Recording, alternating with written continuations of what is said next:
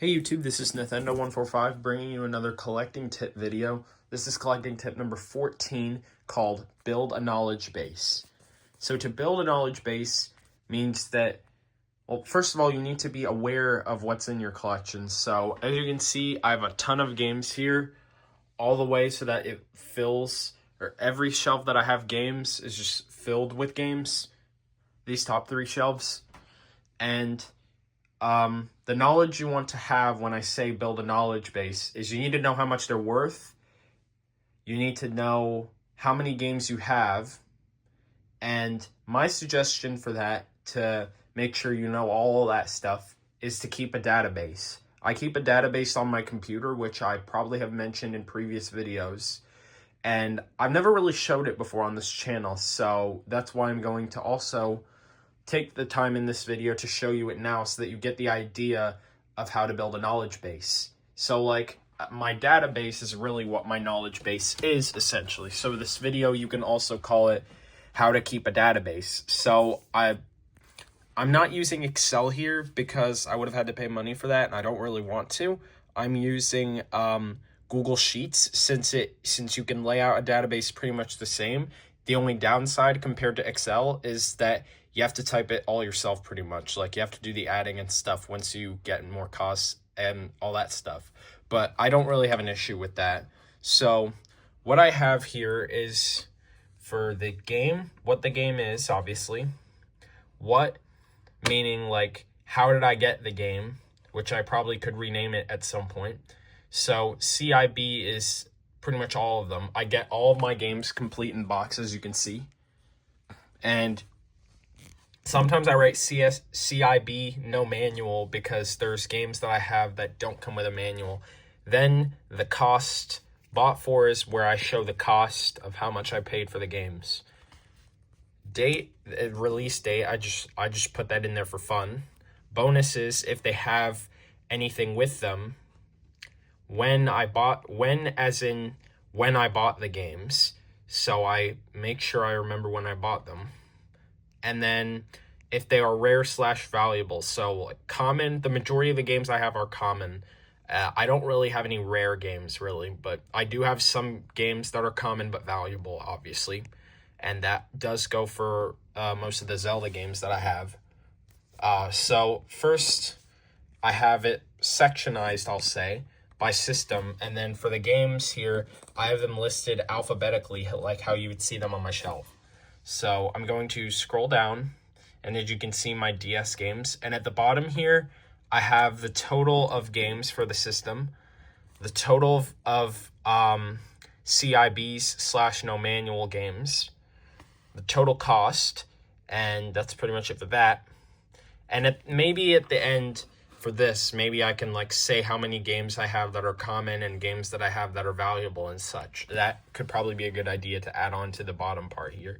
The next, Xbox 360. So I think from now on, whenever I get games as a Christmas present, I might just write them, or if I get games from like an aunt or uncle or something, I might just write free for that from now on, which that is the case with Batman Arkham Asylum that I have right here. I got it from my uncle who used to play on the Xbox 360 back in the day. And he decided to give the game to me since he didn't play Xbox all that much. But especially since he knew I liked older consoles. And then here is really where some of the bonuses are for games. Like with Batman Arkham Asylum, it says comes with 3D glasses. There's 2 pairs of 3D glasses, and this is the Game of the Year version that I have. I'll just show that to you really quickly if I can find it. All right, so I have the Game of the Year edition of Batman Arkham Asylum. The case is kind of in 3D, and it comes with some special 3D glasses that I assume only work with this game. I don't think they work with anything else in 3D. I tried it with watching a movie in 3D, but it didn't work, so or probably because I watched that off YouTube or something. So yeah, but to continue going down, I didn't write if this was common or not, silly me. So this other game I forgot to write with Ridge Racer 6, and this game is common. You can find it pretty easily. And when I say common, I mean that, like, you can find it pretty easily. And I don't put valuable there because you can find it for a very cheap price. Not in the bad way, obviously, but cheap in, like, the fact you don't have to spend a lot of money. And then I have 20 Xbox 360 games that are complete CIB, and 2 I'm missing the manual. I have 23 games for the system currently. For the PS3, I have 14 games, 12 CIB, 2 no manual. And I have 2 games on here that are brand new, which are Shrek Forever After and Spider-Man 3. Then to the Wii, I have quite a lot. I have 31 games for the Wii. So that is the system I still have the most games for.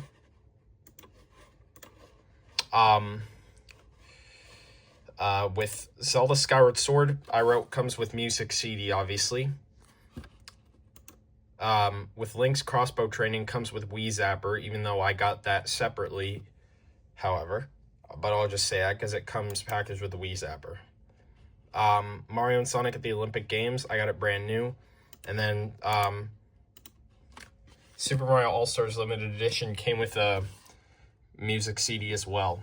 Now, Kirby's Dream Collection also comes with a music CD, but my copy didn't come with one for whatever reason.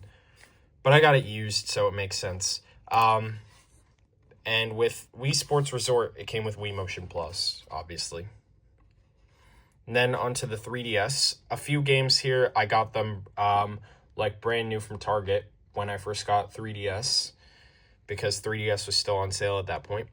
But now it's at this point I'm gonna find replacement manuals, because when I purchased those games they did not have manuals, because that was when Nintendo stopped offering manuals with their games. So eventually I will order replacement manuals. And that's why whenever every 3DS game that I purchase now will always come in the manual, because I will always check it, since I always get my games off eBay. I have 17 games for the Nintendo 3DS. For the Wii U, I only have 7 games. And with New Super Mario Bros. U plus New Super Luigi U, it was a 2-game disc. Or 2 games in 1 disc, really. Super Mario Maker came with idea booklet. And then with PS Vita, I still only have 1 physical game, and that is Wipeout 2048. So, I also put in my collection of DVDs, which I think needs to be updated. Yeah, it does. I'm missing Diary of a Wimpy Kid Roderick Rules on this list. Technological devices, just every device that I have in my collection.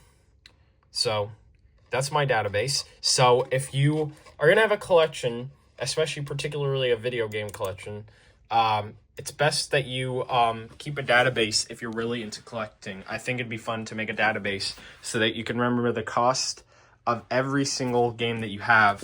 And I think it's cool to have a database, in my opinion, and especially to look back on it every once in a while once I get a new item in my collection. So that's my suggestion. I won't really consider this too much of a collecting tip to build a knowledge base, but if you build a knowledge base through a database, that'll work fine. This wasn't too much of a tip because I wanted to show you my database. But thank you for watching this video. Comment, like, and subscribe. We're dangerously close to 1,000 subscribers, so I really hope we can reach that. Follow me on Instagram. And good news, today I happened to beat Theory of Everything 2, finally. I finally beat it 100%. And that video will only get posted once I hit 1,000 subscribers. So hopefully we can reach that like we did with Club Step when I hit 800. But I really hope we can hit 1,000. So if we do, I will be really happy. So thank you so much for supporting the channel right now. Of how much support we have currently, 940. And I'll see you guys next time.